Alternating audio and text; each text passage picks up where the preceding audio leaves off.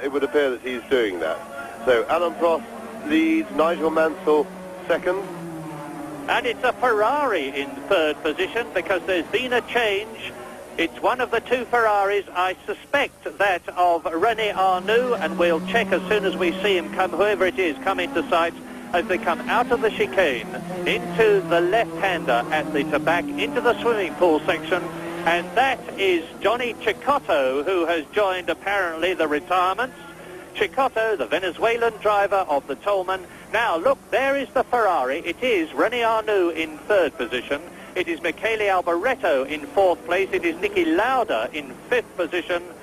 And it looks like Keke Rosberg sixth. And here's the replay of what happened on lap one. Now, hopefully we can see. Well, we didn't really see. But it looked to me... Now, which Renault is that spun first? The one on the left. And that's Derek Warwick. So it looks like Warwick spun and lost it.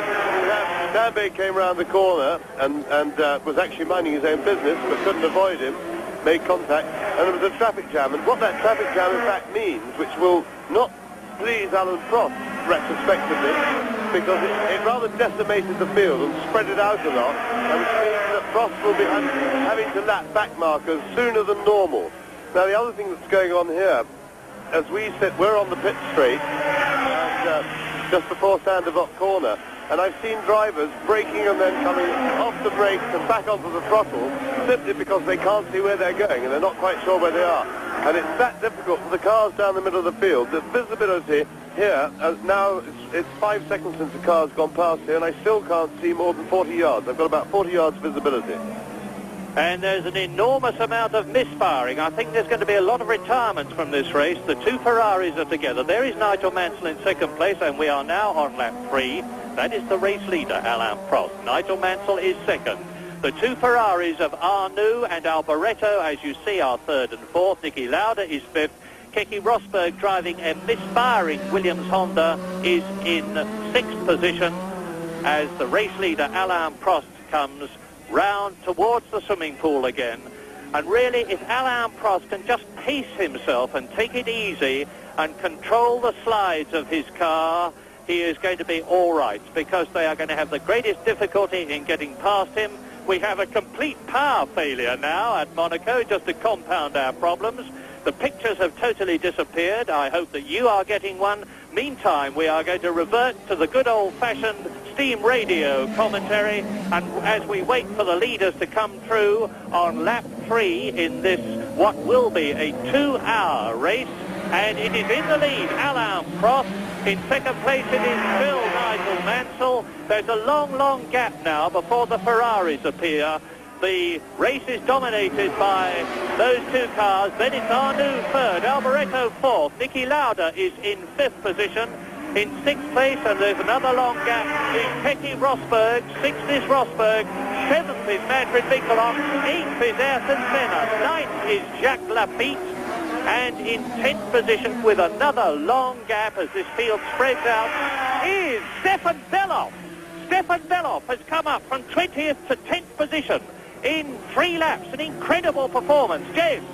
Yes, he's our man to watch. The Tyrrell is a very manoeuvrable car, lighter than the turbocharged cars. We called it before the start. He was very quick in the warm-up this morning.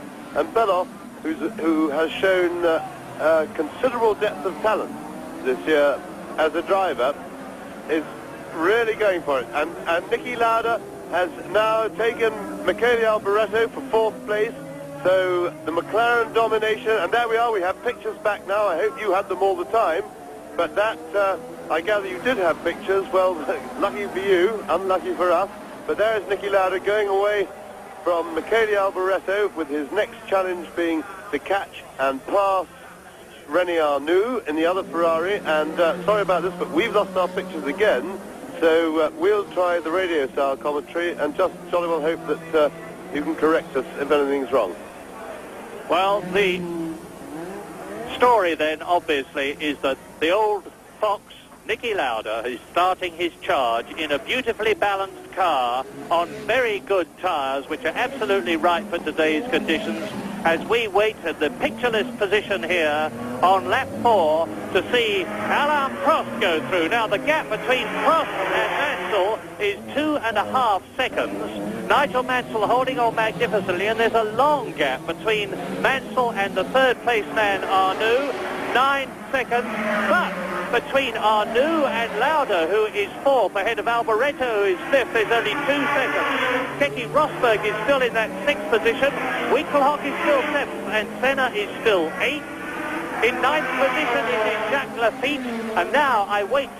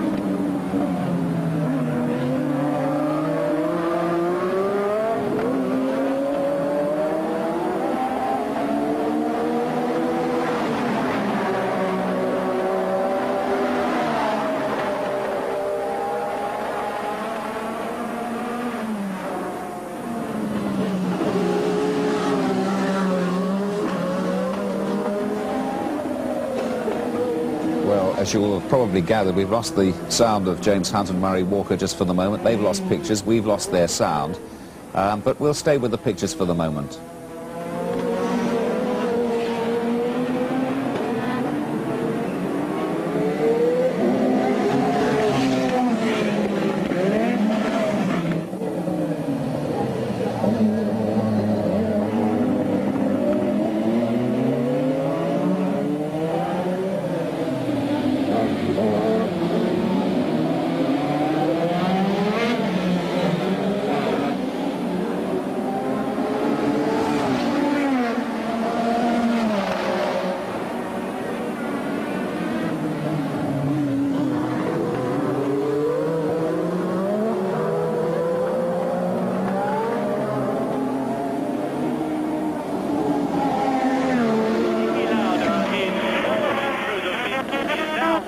With René Arnoux, who is in third position. And the order is Alain Prost, who is not pulling away from Nigel Mansell in second position. And I suspect that Nigel Mansell, knowing that there's quite a big gap between himself and Arnoux, is just pacing himself and keeping a clear track in front of him so that he can see where he's going. And is not, in fact, at the moment, making an effort to close up on and take...